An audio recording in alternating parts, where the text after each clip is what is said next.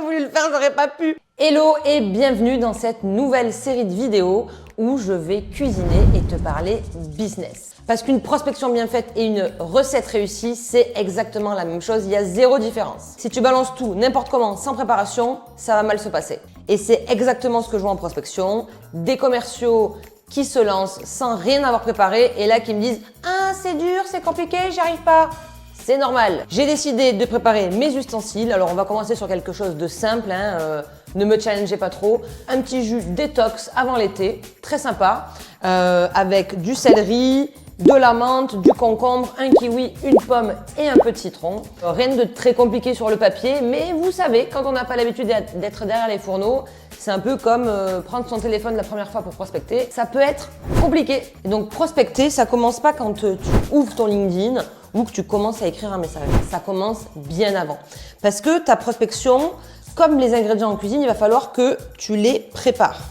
Si tu connais ni ton ICP, donc l'Ideal Customer Profile, ni ton persona, que tu n'as pas de base de données, que tout ça n'est pas enrichi de numéro de téléphone, d'adresse mail ou de lien LinkedIn, et que tout ça n'est pas mis dans un CRM, il va falloir que tu m'expliques comment tu veux prospecter correctement. Tu vois, moi, je suis arrivée avec tous les ingrédients que j'ai envie de mettre dans mon jus détox. J'ai juste, entre guillemets, à assembler les choses. Alors tu vas dire, oui, mais c'est pas compliqué, Pauline. Tu fais juste un petit jus vert avant l'été. Ok, mais en même temps, si on prend la prospection téléphonique, si tu n'as jamais fait de prospection, tu vas pas commencer par te faire 150 appels dans la journée.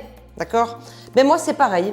C'est-à-dire que je vais pas commencer à m'envoyer dans une recette où il faut faire cuire et mijoter de la viande pendant 8 heures, si déjà faire un jus et assembler quelques ingrédients, j'ai du mal.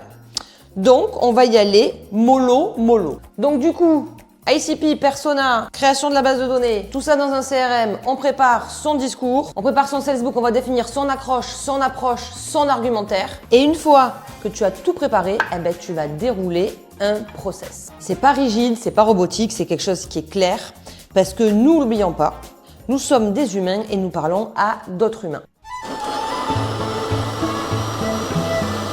Du coup, pour prospecter, c'est comme en cuisine, il faut bien se préparer. Et il ne faut pas avoir peur d'échouer.